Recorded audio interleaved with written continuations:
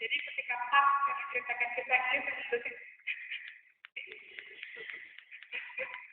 Karena kalau kita punya kisah sedih, kita seperti buka lagi kalau kita menceritakannya. Saya menangis menuliskannya dalam buku ini, itu sebabnya begitu banyak pembaca mengatakan menangis ketika bagian yang menceritakan tentang sakitnya ibu saya. Ketika itu kami tidak punya uang, ibu saya yang harus masuk ke ruang isolasi, kami nggak punya uang, akhirnya masuk ke satu ruangan yang berisi banyak sekali pasien. Sejak itu saya bertekad, karena rumah sakit menolak, kami tidak punya uang. Di situ saya bertekad, saya harus jadi orang kaya. Usia 16 tahun.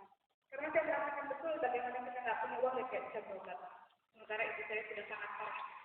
Dan saat itu saya berpikir, saya harus jadi orang kaya, saya harus punya banyak uang supaya saya bisa menolong orang lain.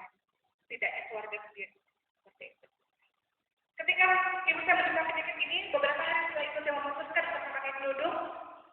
Kemudian setelah memakai kerudung, di mana-mana kalau kita menuju kebaikan, Allah pasti akan menguji. Kata Allah, orang benar-benar ingin baik atau enggak. Maka aku uji.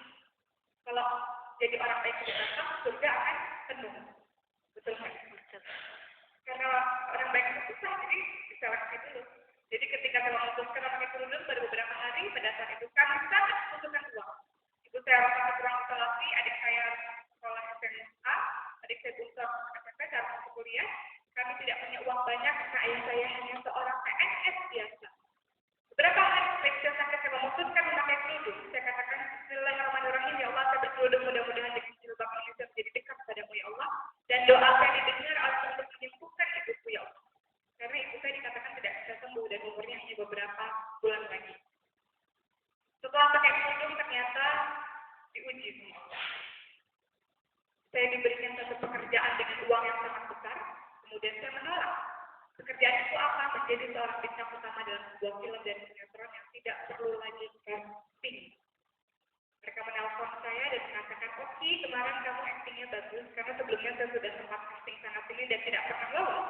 Tiba-tiba saya pakai kerudung, dikatakan saya bisa main dalam sebuah film dan sinetron bintang utama dengan gaji yang sangat besar. Saya kemudian menolak, dan mereka mengatakan, kamu ini belum terkenal saja sudah sombong sekali. Begitu banyak orang menginginkan peran itu, kamu malah menolak. Kamu lupa dengan perjuangan kamu selama ini, dengan jilbab kamu tidak bisa jadi apa-apa.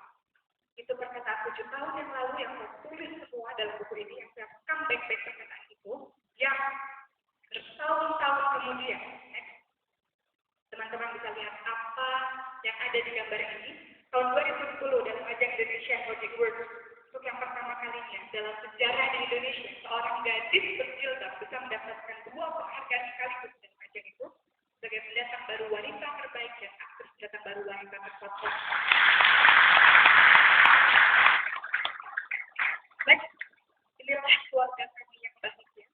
Ketika kita menuju ke arah Allah, lihat begitu banyak keberkahan yang Allah berikan untuk hidup kita. Ketika Allah menetapkan satu peraturan, patuhi, saya pun berusaha untuk melakukan itu dan sabar. Karena Allah akan memberikan ujian demi ujian demi ujian. Itulah singkat cerita tentang melukis pelangi yang alhamdulillah insya Allah sebentar lagi akan dibuat edisi Hamzah yang akan ada bonus video perjalanan cahaya di atas cahaya tersebut. Sejuta pelangi, ini yang akan kita bahas untuk hari ini, yang sebenarnya saya tidak perlu berbincang banyak tentang sejuta pelangi, karena sejujurnya saya sangat membutuhkan ilmu-ilmu dari beliau-beliau yang duduk di sini. Saya menceritakan singkat tentang sejuta pelangi, saya menemukan sejuta orang. Sejuta itu banyak, makanya tidak berarti saya bertemu dengan 1 juta. Saya bertemu dengan sejuta orang dalam hidup saya yang begitu menginspirasi hidup saya. Dalam sejuta pelangi,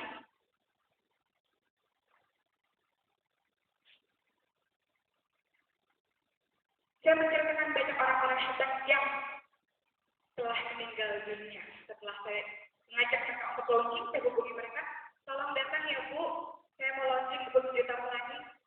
Maaf Mbak, bapaknya sudah meninggal 2 hari yang lalu. Maaf Mbak, adik sudah meninggal seminggu yang lalu. Siapakah orang-orang itu? Kita lihat. Penjara.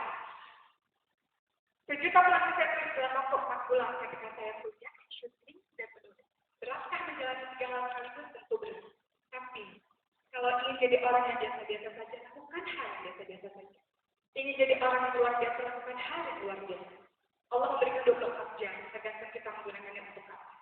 Penjara, dalam kisah ini ada 21 kisah berbagai macam orang yang saya temui, termasuk kisah saya sendiri. Di penjara sekarang, saya dan teman-teman membentuk satu komunitas bernama Sahabat Augustina Dewi. Ini Sahabat Augustina Dewi? Belum. Dahulunya, mereka membuat komunitas itu dengan nama Augustina Dewi Lovers. Terus saya shock, gitu ya.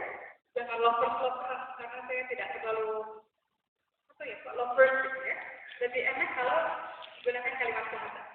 Akhirnya saya dan teman-teman memutuskan untuk pertemuan kita akan lebih baik kalau kita